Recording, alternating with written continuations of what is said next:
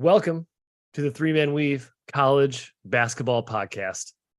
Kai, Jim, and Matt are here to once again take you through another conference on our conference preview bonanza prior to the start of the college basketball 2023-2024 season.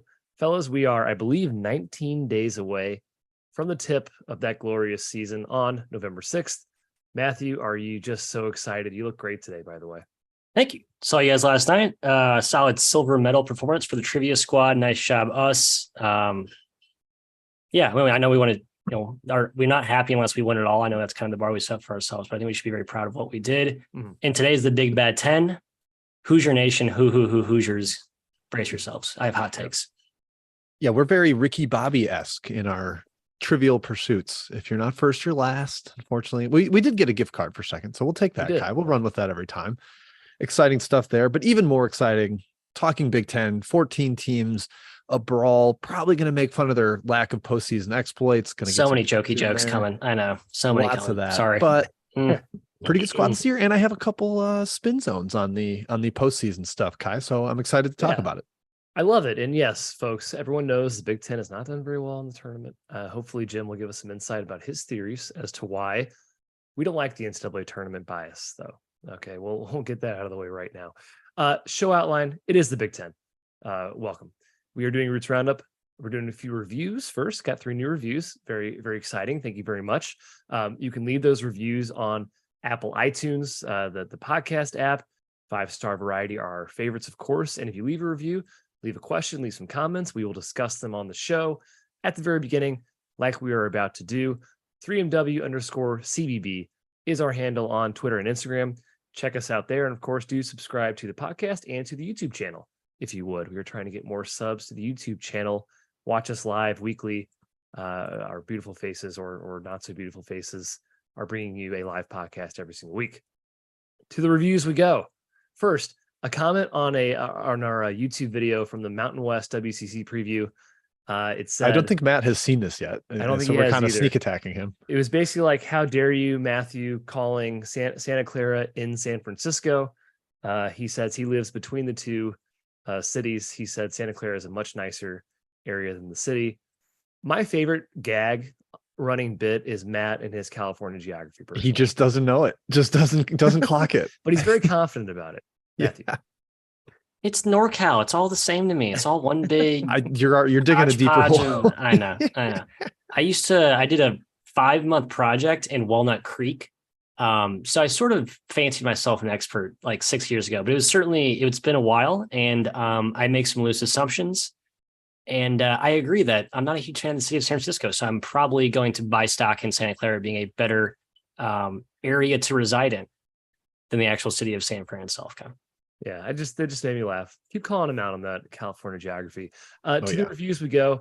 Xavier Grad says a ton of information. Big fan. Xavier fan, but watches as much basketball as he can.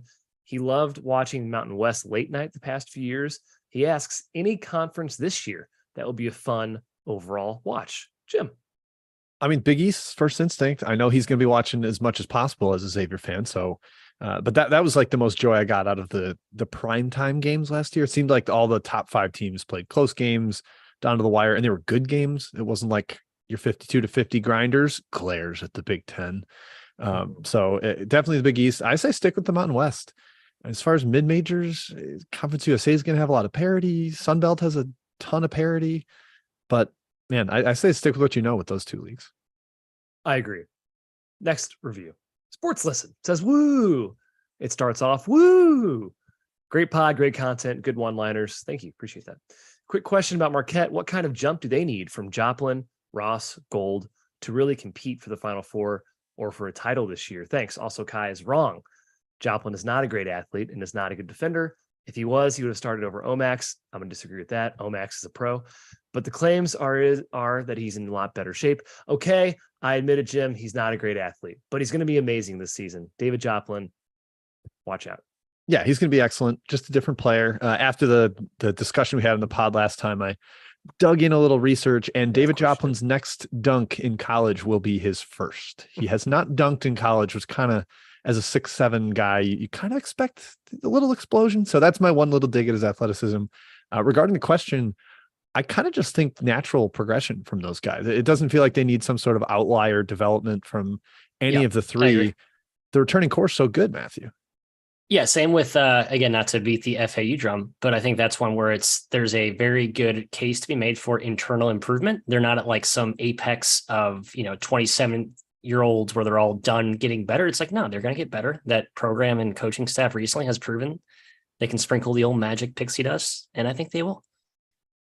What was I gonna say about this topic? Something with Joplin, I Marquette. forgot. Joplin. I'll take the Joplin, over. Missouri. I'll take the over 0.5 dunks this year for Joplin. I'm with Kai there too. I'll take the over. That's probably the right bet. I was Dr. going to say, Duncanstein, game one comes out, just starts throwing down. Oops. I think Omax had like 40 attempts. I'm going to say under 8.5 for Joplin. Maybe I should go under 5.5. I don't know. Yeah, I mean, I don't know about that, but okay. Last review here. We got Bradley Fernandez. This pod is consistency personified. That's the title. I like that. Thank you. Been listening to the Weed for years, never disappoint. Still amazes me how Chris Beard and Mark Adams' fall from grace was as fast as their rise to prominence. Yes, it surprises me too. With that, how do you think McCasland, the new coach of Texas Tech, compares in terms of schematics? He says, I know their defensive identities are nearly identical, but I'm wondering if their specifics on both sides of the ball are significantly different. Jim. Feels similar-ish to me, especially Beard. Like there's a lot of late shot clock ISO, which I thought of with Beard, with Culver and Keenan Allen back at the Texas Tech teams, a little bit with Carr when he was at Texas. McCasland's had some awesome shot makers in Javian Hamlet. That's the star of the team that beat Purdue in the NCAA tournament. And then Tyler Perry the last couple of years. That's kind of propped up the offense a little bit. They've had really, really good shot making, but like he said, defensively, super, super consistent. A lot of the no middle stuff, force everything baseline. And that's kind of been all the rage in college hoops on the defensive end. I don't have a ton of like nuanced offensive X and O differences, Matthew. I don't either. I've certainly watched enough to know that he has timely, shrewd sets that he'll dial up when he needs to, but mostly it's been a lot of, relying on some pretty awesome shot makers. I mean, his coaching brilliance is, I think, predicated mostly on the defensive end. Like, I think he's as good, if not better, than Beard and Adams. And time will tell. I know he hasn't proven it at the Big 12 level, but like his resume and the guys we talked to have kind of like just said every guy that comes out of that program knows how to defend at like an all-time level. So I kind of buy into that all the way. Love it, fellas. Excited to watch Texas Tech this year. Grant McCasland, big favorite of ours. That's our last conference preview coming next week, the Big 12. Lastly, fellas and ladies out there, please do buy the almanac. That is on sale now. cbbalmanac.com. The best. Buy it. Do it. Best college basketball preview content you can buy. Comprehensive. You're not finding previews on the little guys. 1,300 words with accuracy out there besides the almanac. Please go buy it. Okay. That does it for the intro. Roots Roundup time. Let's do it. It's Roots Roundup time. That's right. We're talking news and notes around college hoops. There's definitely some fun little storylines to dig into. But first, Kai, we got to give a shout out to CBB Analytics, our good pals over there at CBB Analytics. CBB Analytics is sponsoring the podcast. It is the best 30,000-foot view of the numbers in college hoops. More than 25 Division I staffs have signed up to use the product this season to utilize it in their scouting and their game planning. It's a useful website for sports bettors. It's a useful website for just a diehard college basketball fan. The way that they customize data is fantastic. It's easy to look at. It's easy to run slices of anything you want, literally anything. Matthew is a data nerd. He has dug into the site. Nerd. He enjoys it as well. Is that true? I'm looking right now, Kai, at a chart of Michigan State from our fine folks at CBB Analytics, highlighting just how ludicrously awesome they were shooting from behind the arc, specifically in the right corner, kind of the Spurs corner part of the, and they weren't very good at finishing around the rim. I think Sparty fans would probably not emphatically with that breakdown, but just seeing it kind of pop to life there is very, and we'll talk about a lot of the shot diets of these teams in Big Ten action. Another reason why you should subscribe to CBB Analytics. Matt, heads up, you're doing the ad next week. I'm giving you a 1-week warning. You're doing CBB Analytics ad next week. They also they use conditional formatting, which we are huge fans of. Oh conditional formatting, red, blue, green, red, percentiles, all that good stuff. So we do have a promo code for CBBAnalytics.com. It's Weave, WEAVE. provides $40 off subscription fee. So check that out. You won't regret it. cbbanalytics.com. To Jim. Boom. Let's talk news and notes. Kai, we had some big releases this week. Which one do you care more about, Kai? KenPom or the AP poll? KenPom, Jim. I love looking at the differences too. That would be correct. Also, the one that I spend a lot of time poring over, spend almost no time looking at the AP poll. Basically, where's Mizzou? Oh, others receiving votes. Sweet. Okay, cool. But yeah, KenPom is out. The top 5, Purdue, Kansas, Houston, UConn, and Gonzaga. And if anybody read his blog backing up his ratings, basically it was like, these are the 5 teams that he's like most certain are going to be good. It's just kind of the way he's framing the Gonzaga discussion was very interesting to me, because there's such a human, oh, this is a top 15 team. There's a lot more risk. We'll rank them behind St. Mary's in the WCC. I was a little surprised to see that, Kai, just the certainty that Mr. Pomeroy has around Gonzaga. Certain teams are always good. And I think we said this in the Vermont discussion last year, the America East, when many people were taking Bryant to beat them in the conference. We're like, it doesn't happen. It's not going to. And yeah, the floor is very, very high. The notables, Jim, the outliers will say, like Michigan State being 13 in KenPom, I think raised some eyebrows. And it's always fun seeing the people that don't understand the website voice their opinions on Twitter. Yeah, what would you have guessed they were before seeing it? I feel like I would have guessed around there, given where they finished last year, loss of Hauser kind of thing. I am actually a little surprised it was that low. I kind of expected top 10, to be honest. Okay. Yeah, All it right. surprised me as well. But FAU yeah. surprised me too, Jim. FAU done at 37th. Mhm. I obviously the program history drags them a little bit, even though they were awesome last year and return everything. I'm sure that means Matthew is going to be betting on them double time every single game they play. Duke at 9th, obviously a consensus top 3 team for every human. Indiana 49th, Matt's alma mater. Mizzou 55th, Kai and my alma mater. Right in that bubble picture, Matthias, and we're going to discuss your Hoosiers a little more later on here. Yeah, let's pay a tribute to the human poll as well, Mr. Pomeroy. Kansas 1, Duke 2, and Purdue 3 for those who contributed. That sounds more like the AP poll. Yeah. Yeah, but probably sharper than the AP poll, with all due respect to the Associated Press and associated members. Not always the sharpest of tools in that shed, Kai. Which I guess was pretty disrespectful. So with all well, I'm sure there's smart people. No offense, but and here's some offense, right? As we discussed, a lot of the voters don't even watch college basketball. So, and that's okay. There's other things to do in life. I get it. That's to the point on the AP poll, top 3, Kansas, Duke, Purdue. Sounds a lot like the human poll. And then there you have Michigan State coming in at 4th, Marquette 5th. They beat them in the NCAA tournament, Kai, so they earned that right to be ahead of Marquette in the top 5. Notably, no UConn in that human top 5. I think a lot of people taking into account the big losses that they had over the offseason. We'll see if that bears out heading into the year. All right, let's get into coaching news, because we had a shocker come out this week. Yeah. Jay Young at Fairfield already on the hot seat for on-court performance. He is donezo, out, gone. Chris Casey taking over as the interim coach. He has been a coach in this league before, as Kai very quickly pointed out, the master of coaching trees. Chris Casey was at Niagara beforehand. He is the interim coach per the website Burner Ball, run by our good pal, Trilly Donovan. Know him personally, see him all the time, get beers with him. A pair of UConn assistants have their eyes on this one, Matthew. Kamani Young, Luke Murray, probably in that conversation. And as for the incident that caused this, it sounded like something, we'll leave it vague, on their trip to Costa Rica. That was the foreign tour that Fairfield went on. So something extracurricular happened there that led to Fairfield moving on in October. What happens in Costa Rica stays in Costa Rica, unless, of course, it's shared in back channels with us, then we know it. Anyway, if you're a Fairfield fan, shouts to Fairfield Frank and the Fairfield mob on Twitter, and they have a really good fan forum as well on Pro Boards. Pretty okay with this, considering Luke Murray is in your crosshairs. Like, Luke Murray could be like one of the next like wonderkin coaches in college hoops. So, I mean, Jay Young, not going to say he wasn't a genius, but I think you are. I'll say he wasn't a genius. Okay, I'll say it too. Fine, I'm with you. I'll be a mean guy today. Okay. A lot of shade being thrown on today's podcast, but just like, damn, this sucks for this year, but like long term, not the worst thing. That's a no-brainer hire. If you can get him, right? I'm just, not just and get Bill in the gym. as pointed out in the chat, Brian Kervick, a UConn fan, Luke Murray is a Fairfield alum. So I'm sure he has Stag up. eyes on that one. That's how he wants to start building that head coaching resume. Obviously off to a great start as an assistant. So yeah, you don't have the risk of, Jay Young winning 19 games. You're not sure if you should fire him. And then Luke Murray takes another job. Now there's like very clear this is probably going to be open unless Chris Casey goes nuts, a la Rodney Terry or Terrence Johnson at Texas State. So that would be probably good for the Stags long term. All right, recruiting.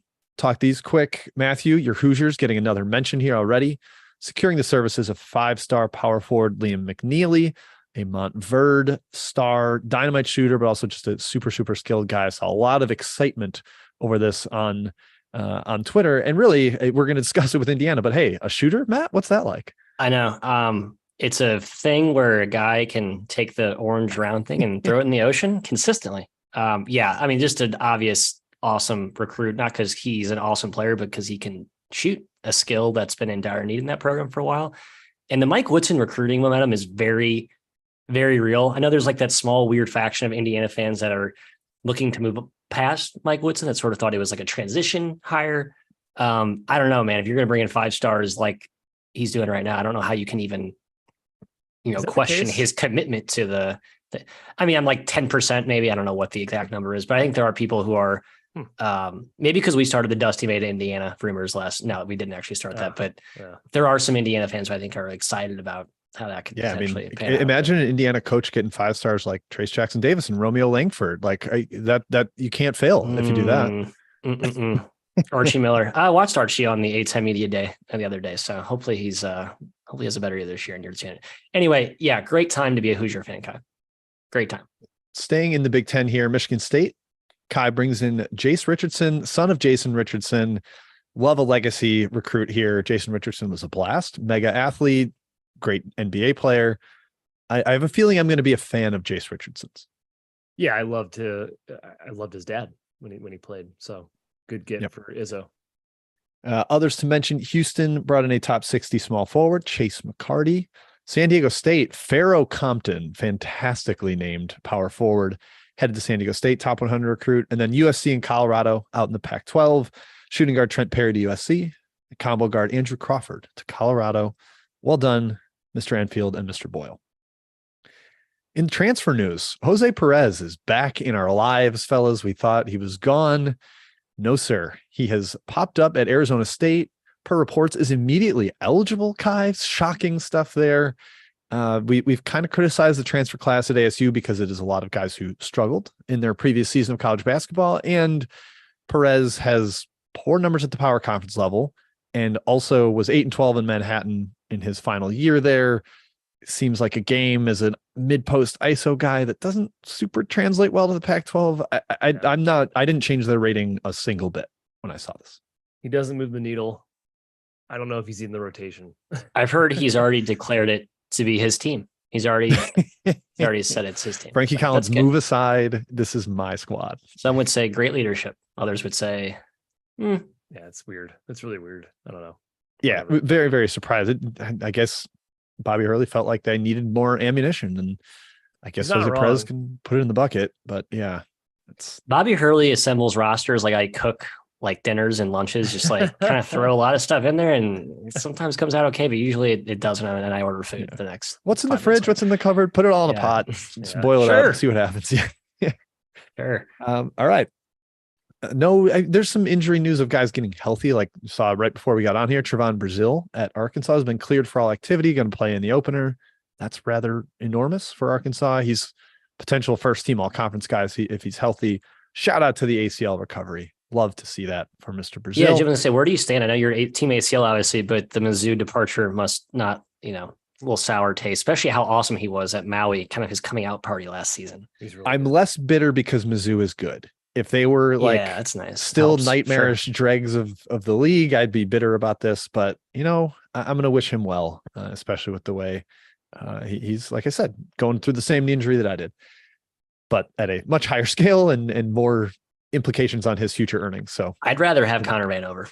So that is insane. I know. I don't think that actually, but okay. I wanted Kai to fall off his chair with that. I almost did. I was like, Matt's definitely joking. Yeah, I had to Was. call you out immediately. All right, other random news and notes, guys. I got super excited at this top one. Jim Boeheim is joining ESPN this year as an analyst. Good. I Great. cannot express how strongly I love this. He is already like crotchety, speak your mind grump. He gave gems in a lot of his post game pressers. He clearly still loves basketball. Like he definitely wants to be coaching. I think they just kind of forcibly ushered him out. It was a forced retirement type of thing. So he's going to watch the game. He's going to watch the games. It's not going to be like he's just checking in for a paycheck. And Matt, we're going to get gold when he's on TV. Yes. Gold quotes. Direct, blunt, explicit, referee slander, stupid IQ, kid player slander. Yes, I'm here for all of it. The college basketball media space is a better place with Jim Boeheim, and I firmly believe that guy. He's gonna be like, I think they should go zone. You got a zone second half. Yeah. Can't wait for that. I mean, he's going to be the anti Wojo, where like must see when he's on rather than Wojo trying to find the camera and speaking like paint trying. So He got Is there an better. inverse correlation between coaching and TV broadcasting ability? Like, not saying he's a bad coach, but like I think he'll be an awesome broadcaster. Like Tom Crean, debatably fine coach, awesome broadcaster. Steve Lavin, debatable coach, awesome broadcaster. I miss Jimmy or Lavin in the booth. So I don't know. We'll see if that trend continues. Two examples is enough. Dickie V was Dickie not a V? great coach. Not a great coach. Yeah. Fantastic broadcaster. Shout out to Dick and his fight with cancer right now. Next up, Cohen Carr had the first of many, many, many highlights that he is certain to have at Michigan State. Yeah. Kai, this looked like he had walked on air for this dunk he had at Spartan, like Midnight Madness. He two-hand double clutched a free throw dunk. I have never seen that before. I'm a natural hater, Jim, and I don't like to give people credit, but I saw it. I was like, I mean, that's one of the most amazing things I've ever seen in my entire life. Yeah, it was wild. Matt, they told us by the year 2000 we'd have flying cars. Well, it took till 2023.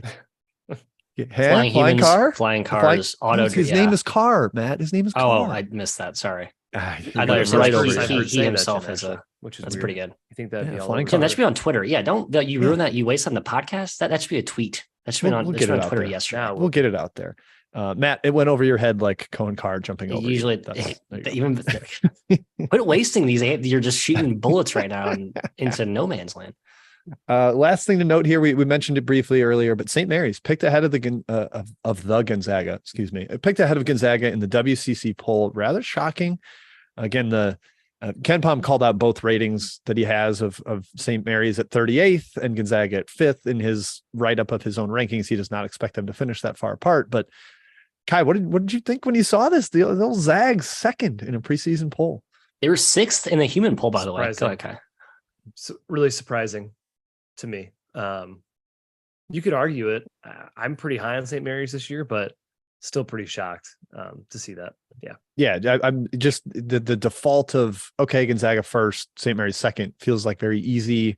But hey, the coaches or media, I don't even know if this was coaches or media, to be honest, went the other way. Props to them. Love the boldness. Yeah. I mean, last year was what, St. Mary's best year ever, and they still just tied Gonzaga and still finished behind them in Ken Pom. And Gonzaga is like one of their worst teams. I'd say in a while. Yeah.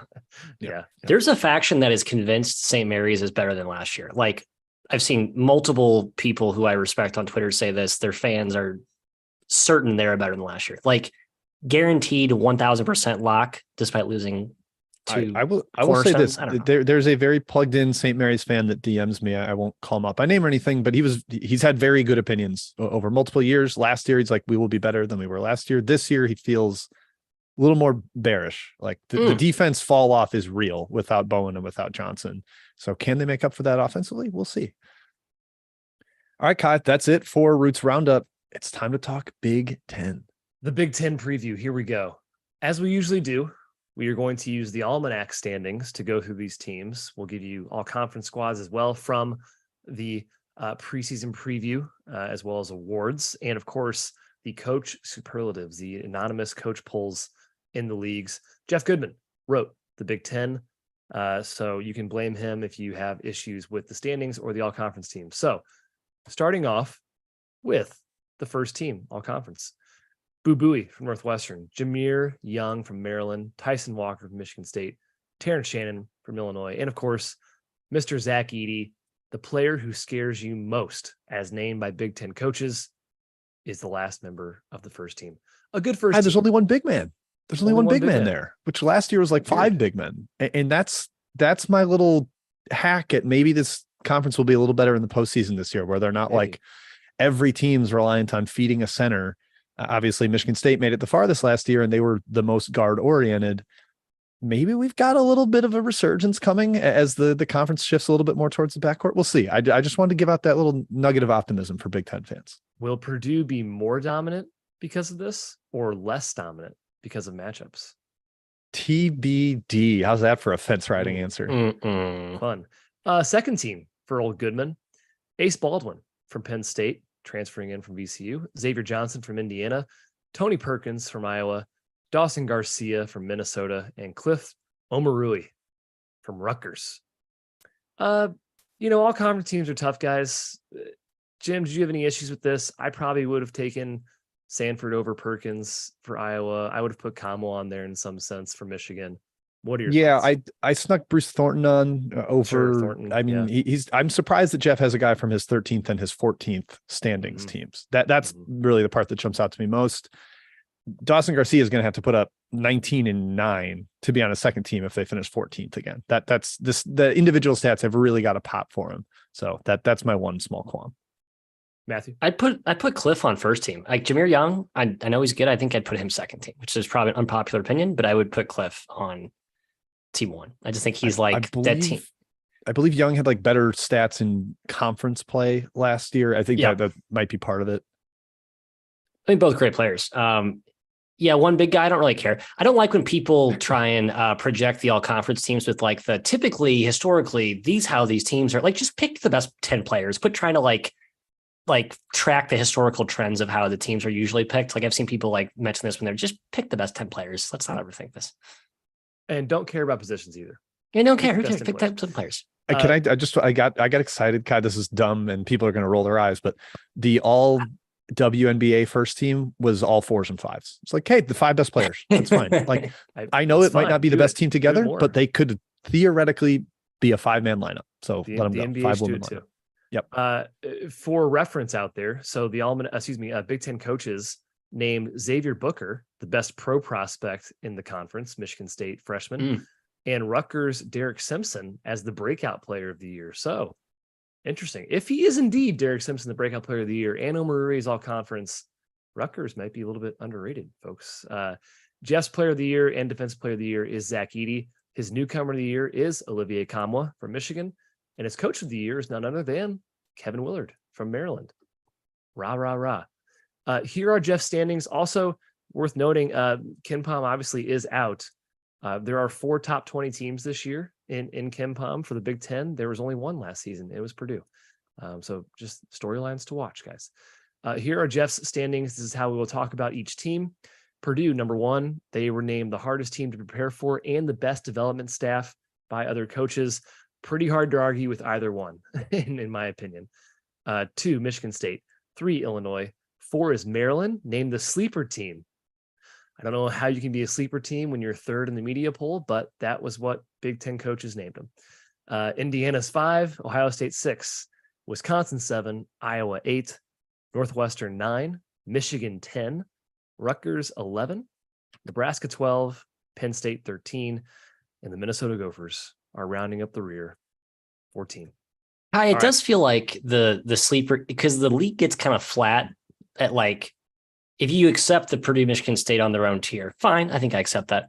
Then teams 3 through, I don't know, down to 10 potentially, like it's a pretty flat league. So I'm fine if you choose one of those as your sleeper team. It does look weird that Maryland came out as number 4 team and we're calling it a sleeper.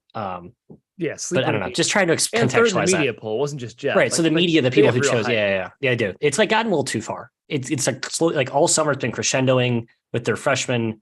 The Maryland hype train is well supplied right now. Yeah, I wonder if it's like each coach was like, I'm the one who likes Maryland most. And it's like, no, I think everybody does. My sleeper team, Michigan. But we're going to start off with Purdue. That's right. This is the best team in the country, guys.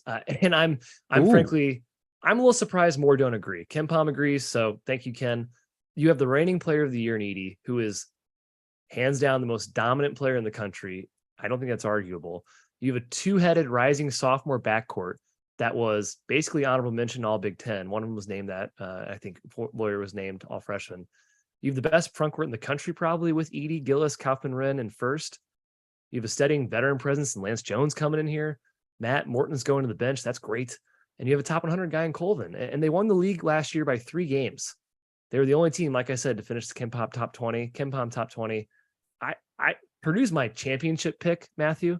So I'm a little bit biased, but I think they're the best team in the nation. I guess I agree. I mean, what top 3? We don't need to quibble over that. I think they're the best team in the Big Ten, Jim. Is there any Sparty defenders in this form? I think we're all Purdue over Sparty. I'm not sure how many people out there have really gone to bat for Sparty better than Purdue. It's just Purdue, you know what you're getting a little more. I mean, they are ushering a few key pieces. Well, the Matt, Lance Jones one of them made the Sweet 16 last year and one lost in the first round. And that's really all that matters. That's all that matters. That's right. Braden Smith and Foster Lawyer, you're right, Kai. They seem grossly underrated just because people have just continued to pile on for the Fairleigh Dickinson thing. Yeah. I'll do this now. I have other thoughts on Purdue, but Matt, Braden Smith averaged more points, rebounds, assists than Tyrese Proctor, got to the line more, shot better from the field, better from 3. And yet Proctor's looked at it as an All-American. Smith is like his team's Achilles heel. That's very weird to me. I totally agree. Proctor is a better developmental prospect. I'm into the hype this year, but Braden Smith was great last year. Let's not bury that because he had a couple turnovers against Fairleigh Dickinson in a loss.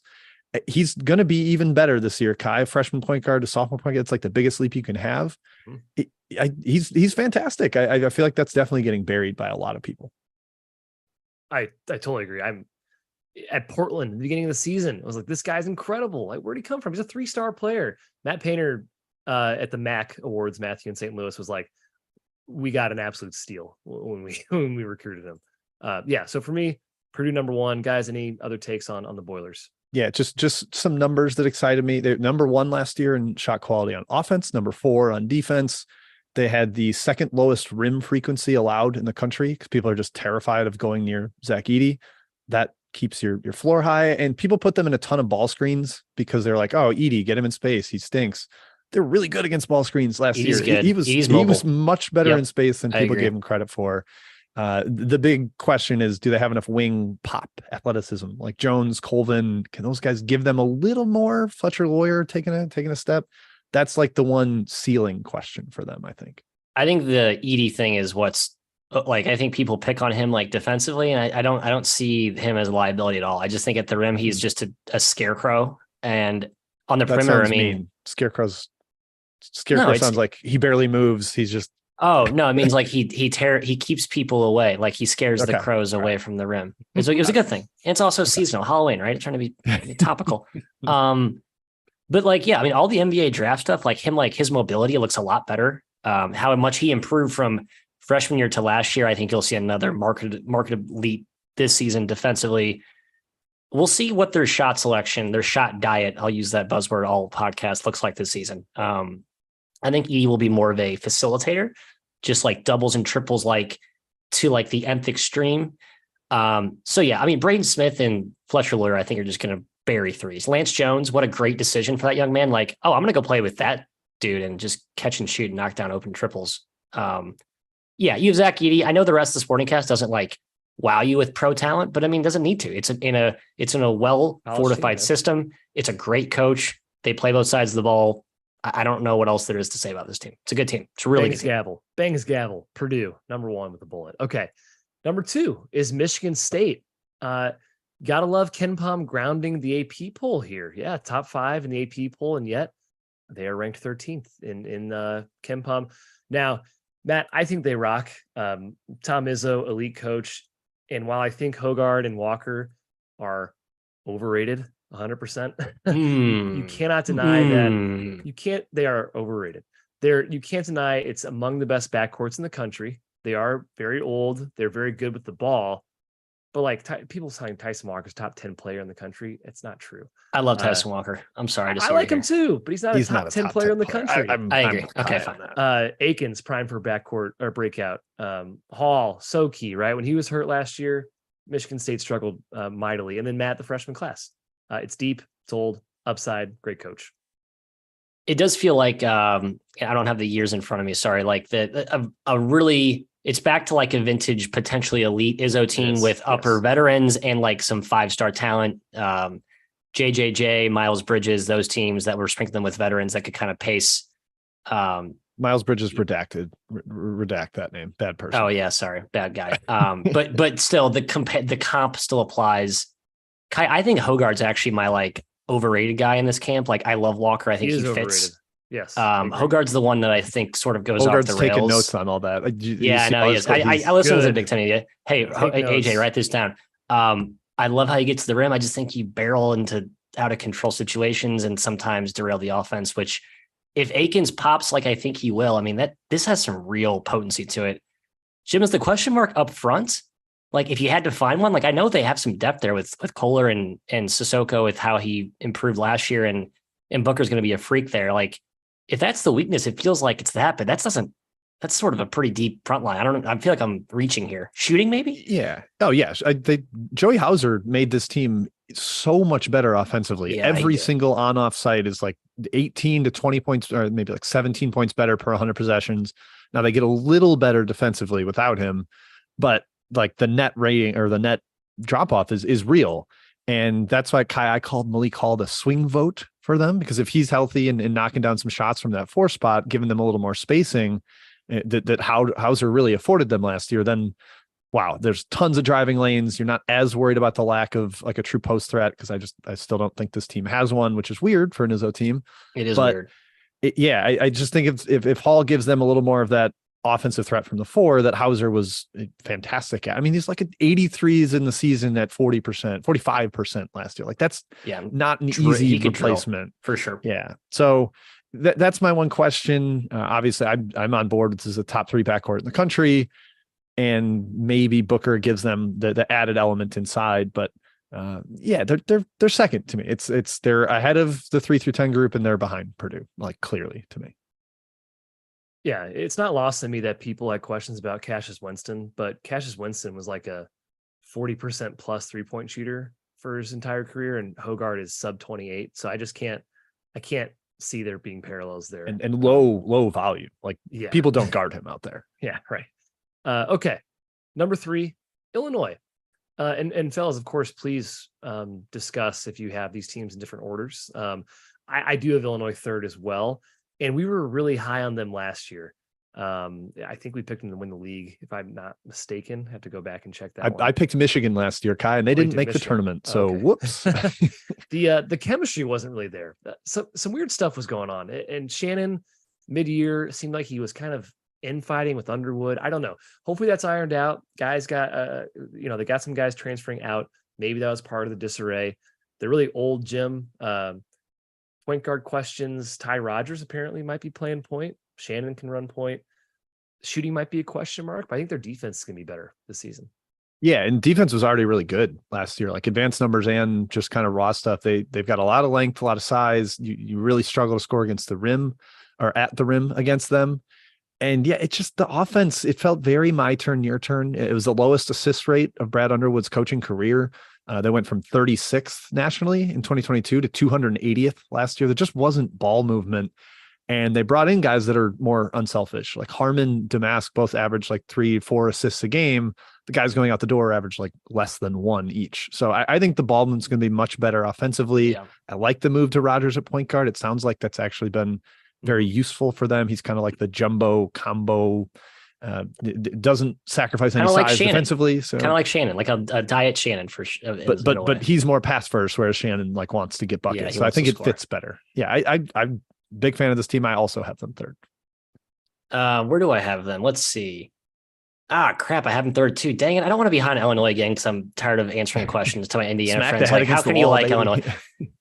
But like Underwood really sold me in the Big Ten media day about how like shot selection is like their number 1 focus this offseason. Like if they solve that, they're going to be really good. And just look at who the roster they had last year. Now you could argue they bring in 3 transfers who expect to probably play right away. They could, tiptoe into some chemistry issues again, but like Sky Clark, Matthew Meyer, Terrence, like all fiery dudes, hyper competitive, this young kind of up and coming freshman class. I almost feel like they had too much depth last season. I think they learned from last year. And I think they're all the fact that guys like Shannon and Hawkins and Dane Danger came back along with Luke Goody, who can stroke it from distance. Sincere Harris and Rogers have moments. I feel really good about this team because again, the defense is what's the underrated part about this team. I wish they hadn't brought in Gary. I wish they hadn't brought Gary. Yeah, I know. I like the roster better without him, I think. I'm not even a big like Marcus Domask fan, which I know is kind of a weird take because he was objectively really good at Missouri at SIU. I just don't know. His game doesn't feel like it translates as nice to the Big Ten. But again, he can shoot it. Like they have a lot of shooters now. They'll be able to shoot. They didn't shoot last year. They will make shots this year. Oh, a lot of shooters. I don't know about that. I mean, better than last year. I mean, they were Gary or awful. Domask, awesome shooters. Shannon's not a great shooter. You know, I think Goody's a good shooter. Harmon maybe, but yeah, Goody's going to need to play big minutes, and I think he will. Yeah, he had like the broken foot last year that just kind of derailed his whole season. Yeah. All right, we like Illinois. Surprise, surprise. We always like Illinois. I might regret that. Yeah. Dang it. Number 4 for Goodman, Maryland, the sleeper team per Big Ten coaches. I have them a little bit lower, guys, but every time I look at them again, I will say they've been kind of growing on me, and maybe it's the whispers from people liking them. I hope it's not because I don't want to get into groupthink. I think Young is an elite guard in the country. I think he gets overlooked a little bit when you're talking about the best guards in the country. I think Scott and Reese are among the better front court combos in the country. The questions are kind of the rest of the roster, Matt. The freshmen have gotten a lot of hype, Harris Smith and Kaiser, but then there's Geronimo and Stevens who are kind of unproven depth pieces. It's 3 really good players, and then it's a lot of unprovenness. Kevin Willard, usually a pretty solid floor guy. Not sure he's a high ceiling guy. Matt, what do you think? Yeah, he talked about how like the size of the Big Ten kind of took him by surprise last year, but like this team still is built more on versatility than it is like pure size. I mean, Julian Reese is going to play the 5 again. They're going to look a little smaller than they have in years past. They don't have the height that some of the Big Ten teams do, but as you guys mentioned in the onset, like this league is not laden with dominant bigs like it was last year. I mean, they still exist, but I think the value of having like bona fide 5s is not as important this year. So in that light, I think the roster sets up pretty well. The freshman hype has gotten like so insane. It worries me. Although I will say Deshaun Harris Smith, like the silky kind of brawny southpaw, I'm pretty in on that. I think he's going to be pretty good. Jim, Hakeem Hart was awesome. I think he's like the most underrated player in this conference last year. Terps fans will miss his services. That's my final take here. My bold take, Matt, pushing back is that Kaiser will be a better freshman than Harris Smith. Harris Smith is he's like a 6'4" 4-man. Like when I watch him, I'm like, oh, this guy just bowling balls his way to the rim, goes through people's chests. I think that's going to be a little harder to translate. Whereas Kaiser's like exactly what they need as a wing shooter with some size. So I think maybe the transition is smoother for Kaiser, especially in the roster he's entering here. They need those connectors because, man, yeah, Kai, the point guard big situation is fantastic, like very locked down there. It's just depth is a question. Although last year was Willard's slowest team of his entire career. They're a major under squad and obviously much better at home. We remember that pretty distinctly. So if they're playing a little slower, they don't need as much depth, and maybe that's going to be beneficial for them. But yeah, I also have them 4th. I have this groupthink with Jeff Goodman. Kai, what are we doing? Yeah, I was impressed by with what Willard did last year too with this team. They're way better than I think anybody expected. So yeah, Terps. Okay. I have him 6th. Yeah, I am 6. I am 6 as well. George Geronimo will be good. I think he might start for this team. I think he's going to be a sneaky big piece, and IU fans will be like, God, I wish we had that guy this year. We need one more guard. Hey, good segue. Geronimo's not a guard. Geronimo's a guard. He's a wing, whatever. Guard wing. Yes, he is. He's a perimeter guy. He's a 3-4. No, he's a 3. He's a 3. Hard 3. Positional battles are always fun. Kai, go ahead. Yeah. Good transition to Indiana. 5 for Goodman. I'd have him a little bit lower as well. 6 or 7 probably. This team's kind of meh to me. This is Matt's honor. So we can give the first crack here, but I think Xavier Johnson's overrated, but they need him. No, Trey Galloway is overrated, but they need him. Ooh, I'm going to go to bat for Trey Galloway. Yeah, I am too. Galloway's solid. I'll tell you what, man, your guard depth's scary. If you're starting Galloway it's and terrifying. playing 30 minutes a game, it's not a good sign if that's who you're relying on to play 30 minutes a game in the Big Ten. We'll start with there, I guess. Jim, I love that you're a Galloway guy too. No, I think Galloway's. I was going to throw this at you, Matt. Is he a know your role guard?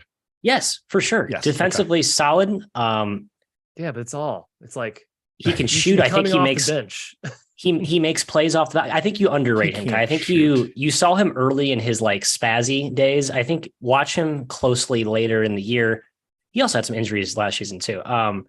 He made I think two threes in their final 5 games. He is not a shooter. he He's can made knock down open shots. but He can knock people down open don't shots. guard him. That's fair. He's not a true shooter, but he can knock down open. He's not going to cramp the floor spacing, which is kind of the concern with this team as it is basically every season that Indiana has produced basketball since, I don't know, insert like the Tom Crean, Yogi Ferrell days when they had shooting galore. Like, is Mbako going to make shots? I think so. Looks like he can shoot a little bit. We'll see what he Can he turns play the into on the three? offensive end. I think he's going to have to. Yeah, I think he's Well, skilled that's enough. not- Can he? I think he's skilled enough to. Is Yeah. that going to work? Yes, I think so. Mbaku, Renew, and Ware together on the floor? It sounds clunky, but I think Ware's going to float around the perimeter a little more. I think he's not going to gum up the paint, which you could argue is maybe a Yeah, I think that's a suboptimal use huge of his problem, services, but I personally, think he's but yeah. skilled. I think what's getting lost is how good this defense will be. Like Johnson, Galloway, and then Mbako, Renew, Ware is like the front line. Like that's going to be a dominant. I think this is a top 3 defense in the conference. The offense, Jim, you're going to need some help from like CJ Gunn or Gabe Cupps off the bench, the freshman who's getting a lot of love. Like one of those guys needs to contribute. And Kai loves when the random Indiana freshman is hyped up by the fan base every year. He loves that. But like one of those guys, you're right, needs to not make Trey Galloway play 35 minutes a game. They're a guard short. That's the problem. They're a guard short. Yes. I fully believe in the defense, Matt. They were number 3 nationally in frequency of transition opportunities allowed. They get back behind the ball. I think they will do the same this year. It seems like Woodson's a good Woodson defensive tenant. coach. Very good Yes. defensive coach. And they've got a lot of length and size. But yeah, the offense is going to be kind of cover your eyes a little bit. As much as I went to bat for Galloway, Indiana fans, I do not believe in CJ Gunn. I don't at all. I know that's like their big, great hope for having a shooter on the wing. I bet he plays like 9 minutes a game or something like that. Xavier Johnson makes threes, but he's not a shooter. Trey Galloway makes threes, but he's not a shooter. Like if they're not defending you with any urgency on the perimeter, you're not a shooter. That's kind of the important thing. Mhm. I'm curious if Mbako becomes more shooter or a guy that they just kind of let take threes and avoid the rim assault, because this team could be awesome in the paint. I just think the spacing is going to be tough. And Kai, they were 338th in rim and 3 rate last year. Not a great shot diet, as Matt referenced that stat early. I think that could continue to be an issue for Indiana. Yeah, just Offensive Ware- glass, crash the glass, Hoosiers. Just get yeah, to the does- boards, does baby. Ware live up to the hype? There are moments where I was like, oh my God, like this guy's amazing. But a lot of moments were like, oh, he's just not that great. I don't know. We'll see. He floats. He floats some, floats. like Matt said. Hey, he's re-energized. He was lost sort of in the wilderness last year at Oregon when his recruiter departed preseason. Now this is a reset for him, baby. Renew is awesome, by the way. Oregon's Renew's a really beast in the struggled to paint. develop bigs. How man, Oh, fair you point, can't be fair good point. there. That's not great. All right. Time for Ohio State, number 6 for Goodman. I got him a little bit lower. I think I'd have him like 8th or so, but I don't mind the positioning here. It is pretty muddled, as Pat mentioned in the chat. I think it's Yeah, it's flat. very muddled between 3 and I don't know 10. I feel like we say 11. that every year. This is why we like the Big Ten Yeah, is the Big reason Ten's we tough. started tiers on our website, Yeah. because we hated having to order these teams. Yeah, I do, Jim, think a bounce back year is coming.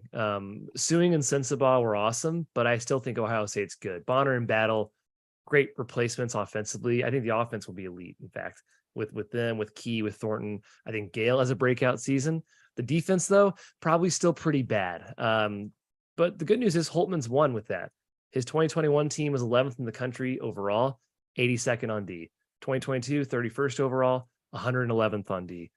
So he's got history of being able to succeed with bad D, Jim. That's probably what it's going to be like right now. Yeah, in 2 straight years, he's had a lottery pick scorer that was horrendous on defense. Branham and Sensabaugh did not play defense like at all. And this year, they're like very highly touted freshmen. Scotty Middleton is like a defensive guru. Like it's kind of a shift in that regard. I also don't really think Zed Key is a great foundation for your defense. Yeah, And it sounds I like agree. they're going to start Apara, which kind of changes things. He's longer, more mobile, more athletic, kind of more bouncy. I think that helps.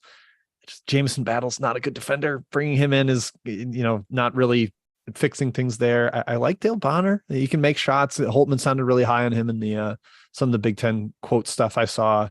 And then, that sophomore class, I think Gale and Thornton is a rock solid foundation to go along with Akpara up front. I like this team. I have them 5th. That might be a reach. this is going to be a big test for Holtman because there is the hashtag Fire Holtman movement is out there, and the lack of defense last 3 years makes it hard to defend. But I like Kai. I think they have a rejuvenated year, make the tournament, and hopefully quiet some of those haters. I was hoping this would be the year when Chris Holtman got tired of fielding bad defenses, and he did what Will Wade did in his 5th year at LSU after Will Wade had 4 straight bad defenses and 4 straight awesome offenses. And then they were just like, oh my God, amazing defensively the very next year. But the personnel, you're right. Like Jamison Battle, it's like, Dale Bonner. Like, is Dale Bonner a terrifying? I know he's kind of pesky. He gets in the lane, but like, I think they are an offensive tilted team again, and they're good enough defensively. And they're deeper this year too. They avoid the injury onslaught they dealt with last year. This team's good. I love Holtman. I think he's underrated. I have them in that middle mush. Are they worse than Indiana? Yeah. Are they worse than Maryland? Yeah, but not by much. Not by much at all. I'll say this for Indiana fans because I said the stat on them. Ohio State was 361st in rim and 3 rate last year, but they had awesome mid-range shooters like Sensabaugh, Suing, McNeil were all like very good in that range, over 40%, almost 45%. Thornton can shoot it. I think with this new roster, that shot diet will fix itself a little bit. They just had guys that lived in that range. Moving on to Jim's team, the Wisconsin Badgers check in at number 7 for Goodman. They check in at number 4 for Kai. I am high. Of course you like Wisconsin. I am high on the Wisconsin Badgers. Why wouldn't Good for you? Recall where this team was. Because their offense stinks. No, Chucky Hepburn. Before Ty Wall got hurt, 11-2, 3-0 in the conference. They beat USC, Marquette, Maryland, and at Iowa. They fell off after. I'll throw in with you there.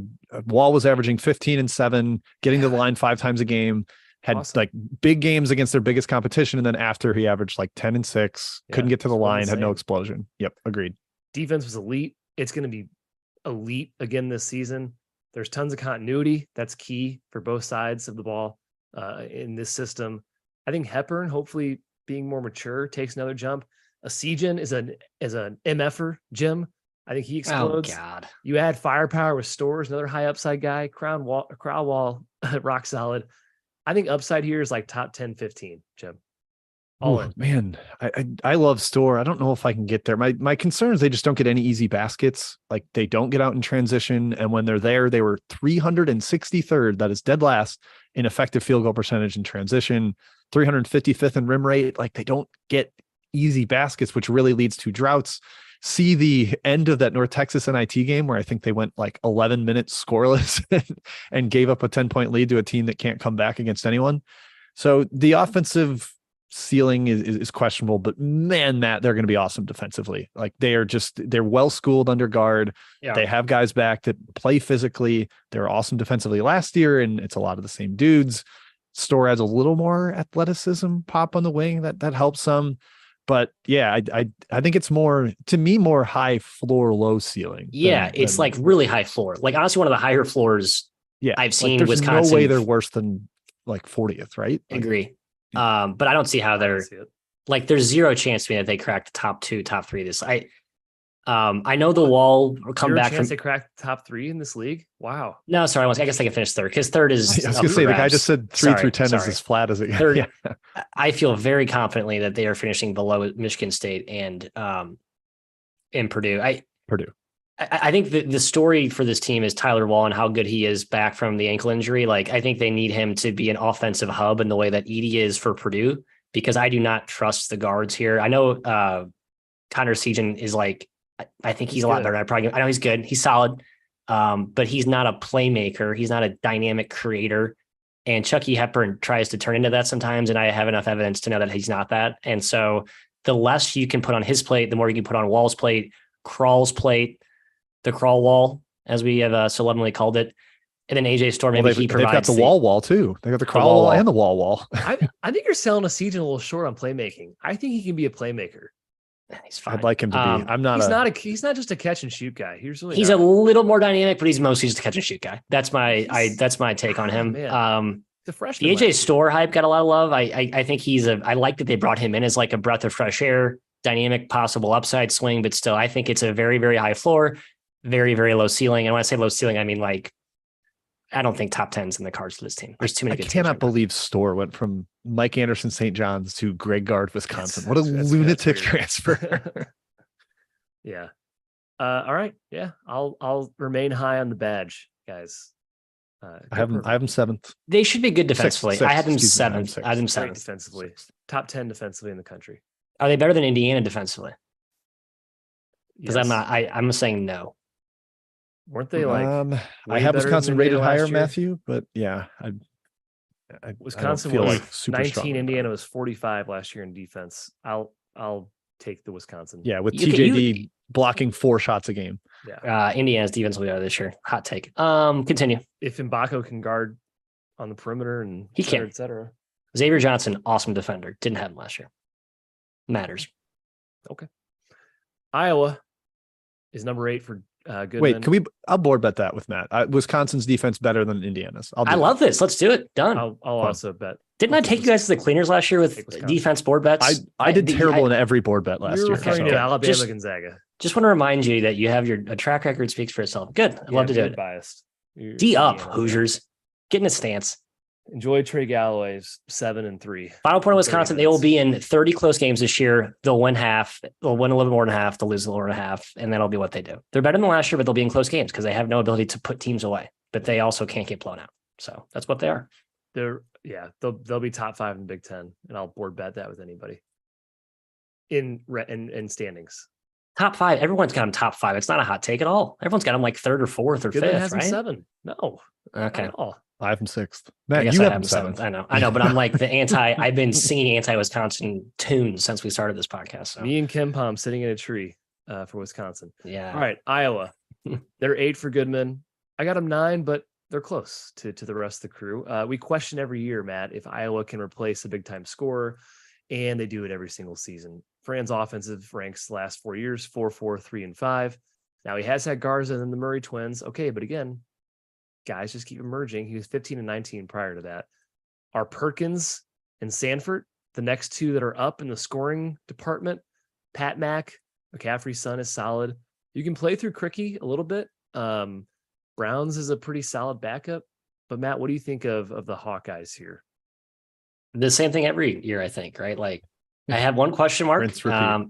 It's the same thing, and it's usually solved pretty emphatically on offense. Then defensively, I kind of look for up periods or pockets of upside, and it's usually just like, nah, this team still doesn't guard people. I'm going to sing the same chorus again this year, Jim. I'm not going to overcomplicate this analysis. I think there's, offense systematically will be terrific. The front court added depth, but I don't know if it added quality depth. I'm not sure Ben Cricky and Evan Bronze incite any sort of terror in me as a defensive fortress. And I'm not going to nitpick the point guard position because I do every year and I'm wrong about that, but certainly could question it if you were a dumber man than I, but I won't. I don't know, Jim, add something of use to this conversation. I just think Iowa is Iowa and nothing is going to change unless I see something seismically change my mind there. Yeah, I mean he's going with the same philosophy, like skill over athleticism, physicality. Like Cricky is a very skilled big. He's not going to deny you at the rim. I mean, Bronze is maybe a little more brawny, but he's still kind of a project himself. Like not even a huge piece of that Belmont roster last year. So yeah, I mean it's going to be dynamic offense. Kai, I'm so on board with the Sanford breakout. I think he's going to be up around like 17 a game. Yeah, big time scorer, shooter. And just going to be in a bigger role this year. So I buy that. It's just like they're so pillow soft defensively. They have to play a lot of zone because they can't keep guys in front. They don't have rim protection. Teams move the ball against them. They're patient. They get good shots. It was weird that they were 16th in shot quality, or 20th in shot quality defense last year, but 168th in adjusted defensive efficiency. But I think that Kai attests to they don't force turnovers and they don't make you uncomfortable. So when you're taking those shots, you're very like relaxed and no one's harassing me. Jim, I hard agree. No, that's actually I was going to actually add that point. Hard agree. Double down on that point. Kai, go ahead. They didn't have like a true point guard last year, and they don't really have one either this year. That still kind of worries me a bit. Like Bowen. Is he the presumed point guard, rising sophomore? I guess Perkins can handle the ball. Offense doesn't need it. It's such good ball movement. Yeah, yeah, that's true. I'm not worried about the offense. Good O, bad D. Like Jim said, it's rinse and repeat for Iowa. Right on the bubble for the tournament. probably make it because they're Iowa. And redacted postseason stat about Fran McCaffrey. I said I wouldn't say it explicitly, but it's there. Never made the Sweet 16. Neither is Chris Holtman at I didn't Ohio say State. it. At Ohio Even State. though, was it Jeremy? Who's the Big Ten guy? It's Katz, and who's the other guy they got from ESPN? He like led off two conversations with like, big misconception in the Big Ten is that there's been some tournament short. It's really just been the last few years. Like, no, Big Ten's been bad at tournament for years. What are you talking about? Yeah. And Fran carries the mail for that narrative. So sorry, Fran. Kai, go ahead. Next up, Northwestern, number 9, quite high in KenPom, actually. They had a great season last year. I have them 11th, and maybe I'm disrespecting them a little bit, but gosh, Jim, I think Chase Audige was really important for this team. They kind of overachieved last year. They were not the second best Big Ten team, despite what the standings said. They finished second in the Big Ten. I want everyone to process that. Tied for Northwestern second. finished second in the Big Ten last season. Eighth in KenPom, I think, in rankings. Take a huge hit on D without Audige gone. Bowie's great. Everyone else is just kind of like, they don't really jump off the page. You lose some floor spacing too with Robbie Barron gone. The transfers they add are not really like Big Ten guys for me. I'm calling it meh, Jim, and I want to point out Chris Collins' KenPom ranks. So he was 38 last year, 87, 79, 132, 74, 85, the 5 years prior, following a season in which he finished 38th. So are we going to start another cycle here, Jim? Yeah, I think it kind of regresses back down. The defense was good, but like you said, Audige was a big part of it. Barron was actually pretty solid. They still got my guy, journalism Mutombo, Matthew Nicholson, defending the rim. So that does give them like a decent baseline, but I think the perimeter is going to be a little less intimidating. Langborg and Barnheiser, and for Audige and Barron is not as good defensively. No. It just factually isn't. Audige was very erratic. Like he was kind of up and down within games, but that was what their offense was. There was a lot of shot making from the guards. And now you just have Bowie and maybe Ty Berry, maybe some of Langborg. I just think they kind of ticked down. I mean, Matt, the reason they finished second in the Big Ten was because they were unbelievable on the road. No one in the Big Ten was good on the road, and they won at Nebraska, Wisconsin, Ohio State, Rutgers, Michigan State, and Indiana. Nearly won at Illinois. They collapsed late in that game. They were absurd on the road. I just don't fully buy that repeating again this year. Yeah, they were built on defense, but they it's funny, their defense was 7th in Big Ten play. So like it wasn't as it rose in competition. I don't think it held up even with Chase Audige and even with I love how Big J, capital J Mutombo, who I think is a really key piece. Like he's one of the more underrated parts of this team. Yeah. Like he's legitimately good. And I think he just completely changed the backbone of this defense. Yeah, I think there's some regression coming. I want to say, I feel like we've been overly critical of Chris Collins. Like all he's done is take Northwestern to the tournament twice. Like Yes. It's a really hard job. Like I know Kevin Sweeney likes to bash him sometimes. Collins is pretty good. Like I'm not saying he's going to design an awesome last 2-minute game plan, but I mean, I like how he changed the end of that team last year. He kind of let the guards do what they wanted to do. They defended well. I mean, I think this is they're outside the top 8 in this conference, but I think they're actually going to be okay this year. How do you know where they were? Team. Preseason at KenPom after that year they made the tournament? They were 18th, and then they finished 85th. Like they brought a ton back. Everybody's so excited about back. Yeah. Yep. And this team doesn't have everyone back, but they've got some key pieces. So I think there's a lot of hype. I could see it kind of just last year was the happy confluence of a lot of good things, and maybe it doesn't happen again this year. Yeah. Last year, like everything worked out and they were still 38th. Like that was the best they could do. I don't think there's much higher ceiling. And boy, did they defend the free throw line last year, guys. Team shot 68% against them in Big Ten play from the free throw line. By Great far, T. the Great worst T. in the conference. The fan section was getting after it. Ross Ryan, baby. Left shark in the left front row, shark. right? Left shark was going bonkers. Yeah, I don't. They're not bad from a national perspective. For them to be picked 3 spots above Michigan in the media poll and above in the almanac as well. I agree. That is shocking. I'm with to you. me. I'm with it. They don't turn the ball over too. I will add that Boo Boo is very like, while he takes some like, whoa, what is that shot? He does not give he has the ball in his hands really a lot. He's and really good. He takes care of the ball. I think that's an underrated part of this team. Like the possession battle, they're usually pretty good there. Top 55 in the country, but still just step back a little bit from last year. NIT team. Yeah. Agreed. Speaking of Michigan, number 10 for Goodman, 11 in the media poll. Juwan Howard has never finished below 500 in the Big Ten. He's coached 4 years, I think. I'm buying the Wolverines too, man. I got Well, hey, he's not coaching right now. So get well soon, Juwan, but he is not currently coaching this team. Okay. Point taken, Matthew. Yes. Hey, I'm with you. I'm in on Michigan too. I honestly probably better if Martelli coaches him anyways. Or it's Sadie or Martelli. Are they kind of co-opting that? What's the I don't know what the Martelli, situation is. Okay. Martelli's the interim guy right now, like by name. I am as high as 5. I think they're too talented to finish this low. I think getting Jet out of there and maybe even Hunter Matt is a good thing. I think became way too focused on individual play last season. Doug McDaniel forced into that point guard role as a freshman, I think is only good. He's going to take a big jump. Hopefully Burnett's healthy. It's always a question mark. Again, I've talked about this many times. Kamwa, a steal. He's very good. He's an all Big Ten player. I think Terrace Reed explodes. Saw so much potential with him last year. I think he has a breakout year. Williams, solid, good depth piece, and Trey Jackson. And hopefully the Wellen comes back at some point. But I'm in on Michigan, Matthew. I am sold. The defense will be very, very good. Burnett and Kamwa as like two really stalwart defenders. I love the Doug McDaniel ascendance last year. I think you're right. A breath of fresh air without the whole Jet Howard, Hunter Dickinson circus that was going on. I'm not saying those guys were losing players, but I just think a clean slate has done many a team good, even when losing players that were actually productive and efficient. Up front, they have depth. Just stay healthy. And I think they're underratedly well coached, especially, not just Howard, but Martelli and Sadie. Like, this is a good team. I don't get I'm not going to like crown them like the third best in the conference, but I think this is a tournament team. I think they are too.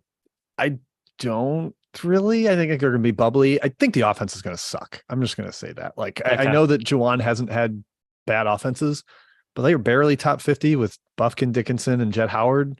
That concerns me. I don't look at this roster and see a single guy that's like a clearly good offensive player, like proven. I mean, maybe you get some breakouts from Reed and McDaniel and stuff, those sophomore guys, and Kamwa stepping into a bigger role compared to what he was at Tennessee.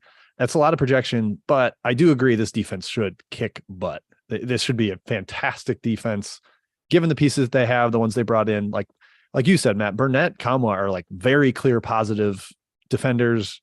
Trey Jackson comes from a really good defensive scheme at Seton Hall. I still think Terrence Williams is a pretty solid defender. He's very versatile. So, yeah, I mean, I buy the defense. I just think the offense is going to hold them back a little bit looking at the roster. So where do I have them, Kai? I have them projection, for sure. I have them. Terrence Williams. Okay. Terrence Williams is like kind of my guy. Their fans don't like him. Why don't they like him? He just stuck behind Howard. I think he's a little erratic and doesn't make as many shots as they'd like. Yeah. Okay. That's a Matty eye test guy there, just to add that to your list of notes. Well, he's a bad offensive player. Another one. Vincent in the chat asked, how did Juwan not make the tournament last year with the roster he had? I think the chemistry was balls. I think Dickinson being on social media didn't help for sure. And obviously thought he was the guy.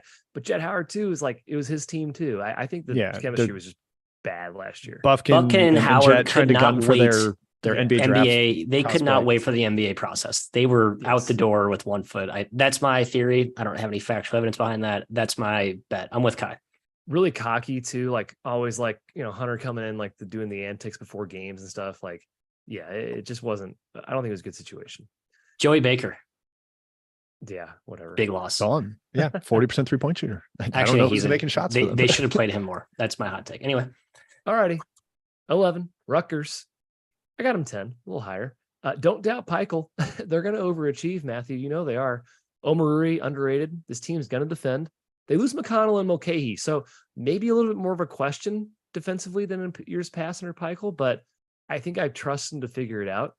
I'm not sold on Noah Fernandes as a starting point guard in the Big Ten, but he has been pretty secure with the ball. He is old, but the cast of Simpson, Hyatt, and Mag around Omarui is kind of fun. I don't think it's going to be pretty, but I think they're going to be tough, Rutgers.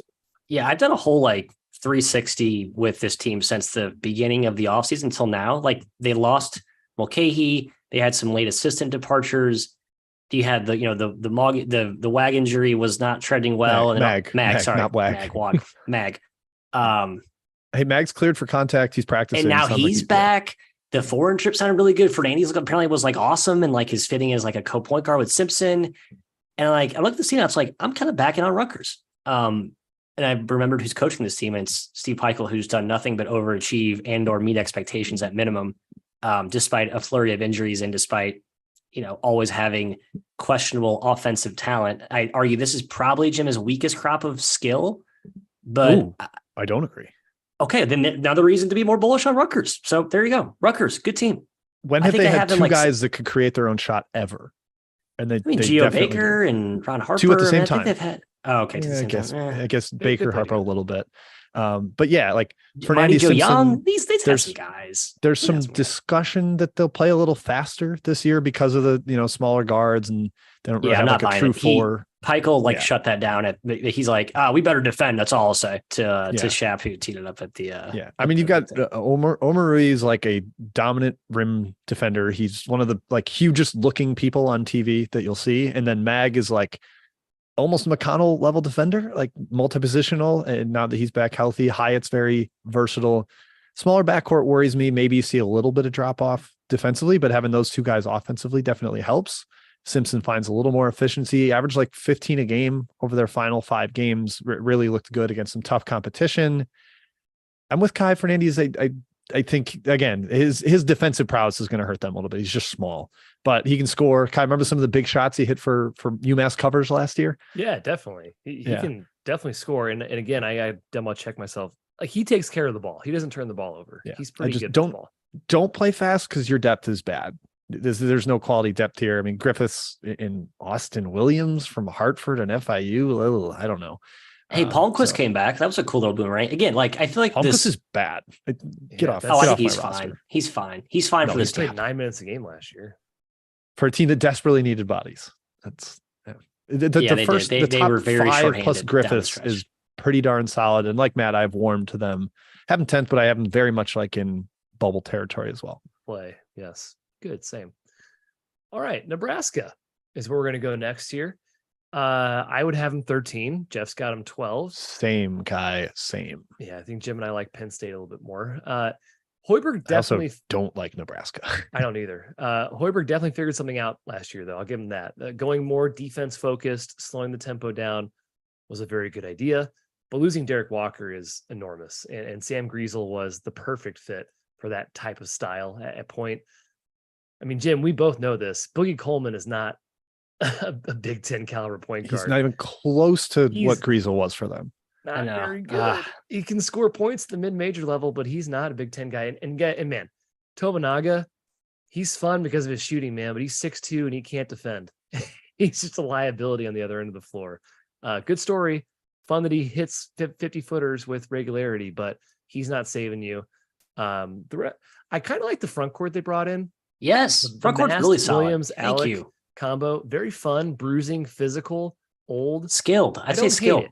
I don't hate it. I just don't think there's enough talent, Jim, in the point guard position is yikes for me. Yeah, they got some big hype because they won like 2 overtime games last year. They lost 10 Big Ten games by 11 or more. Like they got crushed a lot consistently and just got a little bit hot on the stretch because they played through Tominaga and Walker at the top of the key. And like Mast can kind of do that. But yeah, like Tominaga, the hype he's gotten, I love him. I call him the Far East Fireball. I really do love him. Yeah, but Kai, you he's not an underrate him. all-conference He's like player. good. He's not an Oh, he's a all-conference player. shooter. He's a shooter. Everything he Who- does, he needs other people to I make agree. happen for He's him. not I'd rather creative, have can't him play than defense. a Segan, Kai, as a comparison. No, not even close. A Segan plays defense. Tominaga is like a good cutter. He's like good. I think he does very good offensive cutter. things. A Segan's really good like, too. They need that guy at the top of the key, like Derek Walker with a 30 assist rate. I don't know if Mast is quite that. Oh, level of Mask and passer. Diamond. I think He's Mask is there. good. I'm He is in on not Mast. I Walker think Mast's level really to good. me. I'll give you. I'll give you in, that. in terms of passing is what I'm saying. But yeah, I just losing Griesel, the mismatch that he presented as like a 6'6" point guard that could post people up and give them like the inverted court with Walker at the top. Like Boogie's not that. Josiah Alex, you need to put Great him pickup. alongside a lot of skill, and there's not much skill besides Tominaga and maybe Wilcher, I guess. Like, so I don't know. I don't like the way this fits. I think this team is about as good as it was last year when it was barely a top 100 team, got blown out constantly.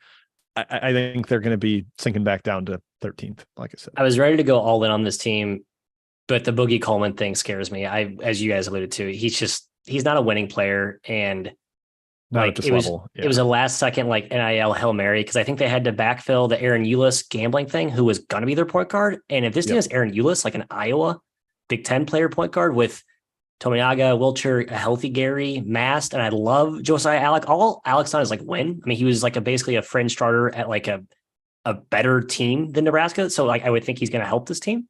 New Mexico last season, I should say. I was all in on this team, and then the whole Boogie Coleman thing happened. I was like, that just sort of feels like that could be a ripple effect of, you're right, who's setting the table, who's creating. And I just don't like getting really hyped for a team without you gonna a really play point guard. Are you going to play Sam Hoiberg 25 minutes a game like they did down the stretch? That was like one of the big lineup changes they made when they started winning. I know. And he was actually kind of good. He was like fine, useful. Yeah. Kind of like we made fun of Dockich, but Dockich was actually a useful player in that role. Great you know what I comparison. mean? Like the negative wingspan with the structure around. Yeah. It's hard to do. I don't think I have a negative wingspan. Kind of want to point out that Alec played 3 years for MKC. Not really a winning. Yeah, and they were like the best 3 years it had in the program's history. Alec's a good player. He was a starter on like a team on like a top 50. A bad offensive player. He's a fantastic connector and defender. I think he's a great glue guy. I think he's an underrated offensive player. I'll say that. I agree with that. I like the combination up front personally, but it's not like Big Ten. We all hit the point guard position, and I just like Tominaga and the depth probably better than you guys do. I like Bryce Williams more than Alec. I've watched Alex shoot too many free throws. That's my problem. It is ugly. Oh yeah, no, it's bad form. I really like Tominaga, and he's an efficiency dream. I get it, but he's just not the type of player that you need. Like he cannot be the alpha. I don't think he can be the alpha. And I think they're going to just run a ton of plays for him. He's going to just get white hot. Nebraska will win 6 games on Tominaga going 7 of 12 from 3 this year. Indiana will be a victim of one of those times. Coleman's going to pass the ball and set him. I mean, that's not going to. Yeah, I know. Coleman, God, get off this team. You got to play through Mast. You have to play through Mast like they played through Walker last year. Yes, agree. He is very good. Okay. Penn State, 13 for Goodman, 12 for me. Little higher on the nitties. I know Penn State is better than Nebraska. Just all transfers, guys. All transfers. They brought back 3 guys from Penn State. Last year from Penn State didn't play very much. I think Rhodes makes them competitive. I know Ace Baldwin can play at this level. Puff Johnson has potential. He had good moments with UNC, and the rest of the transfers aren't horrible, though I do think they do fall short collectively of maybe a Big Ten standard, other rosters in the league. But I think they surprise due to their style, aggressiveness, and their coaching, Jim. Yeah, they rescued Puff Johnson, DeMarco Dunn, and Qudus Wahab from awful coaching situations. Maybe those guys actually look decent. Remember, Puff Johnson scored like 12 points in the national title game. Like, the guy's not an idiot. He's not a moron. Cam Johnson's brother. I really like Zach Hicks as like a floor spacer. Yeah, I like Hicks a lot too. Yeah, Baldwin's A-10 player of the year. You got a little upside with Kern. You got a Leo Boyle. Boyle he can make rules. shots. Wahab can block shots. I think it's just everybody sees this team, the turnover, and they're like, it's just easy to put them 13th because they don't have expectations. I'm not going to offend anybody if I put them 13th. I don't think they'll finish 13th. I have them 10th with even upside to be a possible NCAA tournament team. Like I made the comparison before on here of like Iowa State's first year when we thought the transfers looked like a cobbled together mess, but it was a good coach who figured it out, especially defensively. I could see this team doing the exact same thing. Last 3 years at VCU, Rhodes' defense were 15th, 7th, and 14th. Like really, really good consistently. And he's got the pieces to do it again, the length and on-ball monster in Baldwin. Matt, they're just going to struggle to score. I feel like I've said that about a lot of Big Ten teams, but I think their offense could be a little bit grimy. They're just going to be a pain to play against. Seeing Leo O'Boyle play for Mike Rhodes will be one of the more like that guy was made to not play for Mike Rhodes. He's like a purely skilled offensive it's dude. David Schreiber. It's David Schreiber. Literally looks like a obese carrot top head sometimes. Actually, no, he cut his hair last year, I think. So he's not as endeared. He's not. Sorry, that's mean. He is a thicker version of Carrot Top. I love that. He's actually a really good player. It's weird that he's on this roster, but they're going to need him probably because you're right. They can't really shoot or score outside of him. Nick Kern's like a mid-range assassin. Ace isn't like a lights out shooter. He's a good shooter, not like a dynamic shooter. I'll say Puff Johnson shoots 33% or better from 3. He was 28% last year. Okay. I feel like it's just going to be, he's going to feel free. He's going to be collective. Maybe this team's collectively good enough shooting wise to where I'm not as worried about it. Yeah, Mitchell played for UMKC, which I know is like people are going to shrug off, but like that guy's like built like a linebacker. Like I think he can score. I think he'll be a piece. Off the bench bomber. That's what he needs to be. Can defend too. I'm with Jim. I mean, I know why people are picking him low. They're better than Nebraska. They're not better than Rutgers, but they're close. They might be better than Northwestern. That's my Jim, what are the undefinitive four take. teams you have below Penn State? I have Minnesota, Nebraska, Northwestern. No, I guess I have them 11th. You're right. You caught me. Fair enough. Fair enough. Yep. I was curious. Nebraska's for sure worse. I just went to Nebraska. Nebraska's still definitely worse. Ken Palm's got Nebraska 27 spots higher than Penn State. Nebraska could be good. I'm backing on Nebraska. I like. I'm backing because Kai read their Ken Palm. Oh, brother. Boogie Coleman's going to have a renaissance in Lincoln. They're going to welcome him with open arms there to Huskerville. He's going to just put all the money beside him. He's a team first guy. Hoiberg's going to circle the wagons, galvanize the church. All right, let's talk Minnesota basketball and sign the off. market is for him. Okay, yeah, Minnesota, last team. Here we go. Everyone's got him last. There's good reason for that. This is year 4 for Ben Johnson, and the talent just still isn't close to where it needs to be. Matthew, it's clear that Johnson can't really recruit high school or the portal, and that's pretty sad. Mostly the portal, I'll say, because the guys he keeps bringing in are just not Big Ten players. He gets Hawkins from Howard. I don't know here. Maybe Mitchell from Pepperdine. I'm not sure either on that. Pepperdine won like one WCC game last year. Yeah. So Dawson Garcia, I still think is a stud, and maybe the sophomores, Ola Joseph and Payne, are due for pretty big leaps. Johnson can make games close. This team scraps, but the talent, Matt, isn't there to project them higher than last place. Yeah, I think the front court's a little bit underrated. Like I think they have some real depth up front, especially if those guys are healthy. But yeah, the Eden guards, Fox, double ACL Eden guys. Fox, Oh, yeah, right. Yeah, I think that they're actually going to be good if they can get on the court and stay on the court. And Pharrell Payne, I think Payne and Garcia actually are pretty 1-2 punch. They fit it like Garcia kind of floats on the perimeter, can play a little more like stretchy. And then Payne's a good interior, good relatively whatever, right? Fine interior bruiser, solid. Yeah, good. The guard play is just a little bit suspect to me. It's kind of a fun little experiment that Minnesota has where it's like they sort of give mid-major players the opportunity to play at the Power 6 level with little to no upside of winning. But it's just a fun little, I'm glad that Ben Johnson has offered this as a platform for guys like Elijah Hawkins and Mike Mitchell to showcase their talents on the Big Ten stage with no actual, winning outcome to come of that. He's 6-33 in 2 years. At Minnesota. This team is like this is year 3 for Johnson. Sorry, Jim. I said year 4 earlier. We all agree very definitively this team is better than it was last year, right? Like I feel strongly about that. Yeah, I last do year too. Bottomed out, yes. A lot better. So the way I look at it is they were like 10 laps behind and they've made up 6, but you're still like making up a ton of ground still leaves you in 14th, unfortunately. Just the place they were starting from was so far behind. Hawkins and Mitchell were like both bombers at their lower level, but they're small. They're going to be hunted defensively, I think, in this league by a lot of the bigger, more physical guards that we've gone through here. So the defense can't get a lot better, even losing Jamison Battle. Backcourt's just going to be a problem. So yeah, 14th Kai, but more competitive. Would they win 2 league games last year? I think they could almost win lost. 4. Chicago State almost had him, by the way. The Cougs had him on the ropes at the barn. Ken Palm projects 5 Big Ten wins for Minnesota. That's fair. I'll buy it. Probably about right, I suppose. I watched that game and I saw like Wesley Cardette and Elijah Weaver, Chicago State players, were the 2 best players on the floor against Minnesota. Like that's kind of a problem. That's an issue. You can't be talent equal with Chicago State.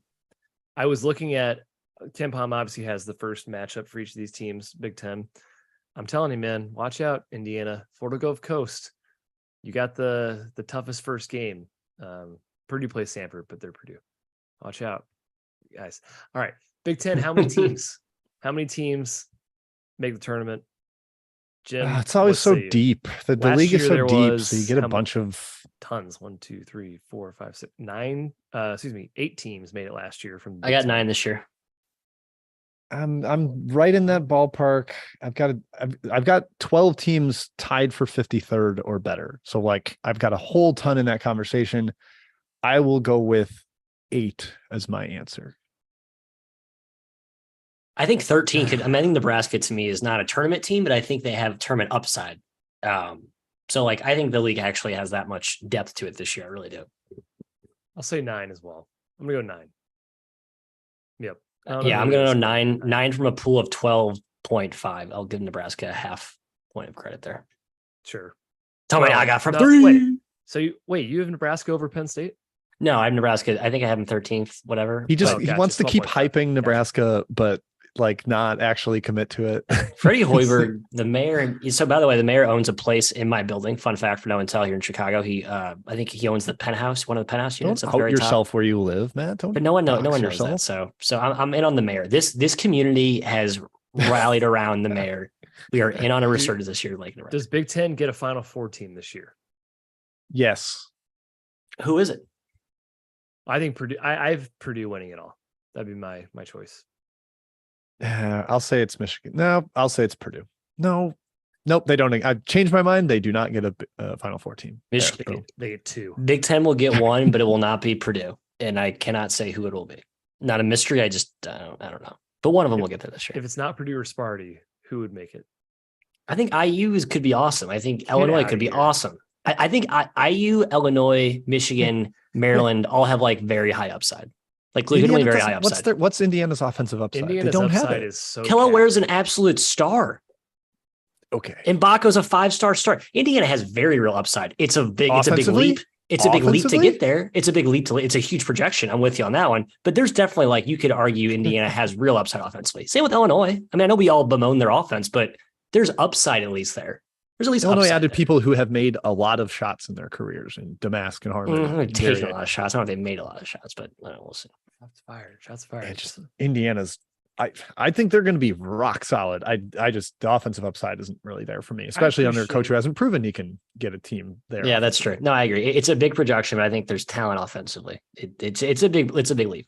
I appreciate the bias. We need that on the. All right, podcast. I guess I know, I'll I've get been yelled kinda- at because the I've been 2023 team was anti-biased. 28th in offense. All right, I'll back off. I've been anti-biased for my Hoosiers this year. I'm going to be pro. I'm pro IU this year. Good. We need you to be that. Good. Fantastic. All right. Hey, thanks for joining us on the podcast, 3-Man Weave College Basketball Podcast. Next week is our last conference preview in our series. It's the Big 12. Going to be a real humdinger. Not going to want to miss it. Till then, we'll see you. Peace.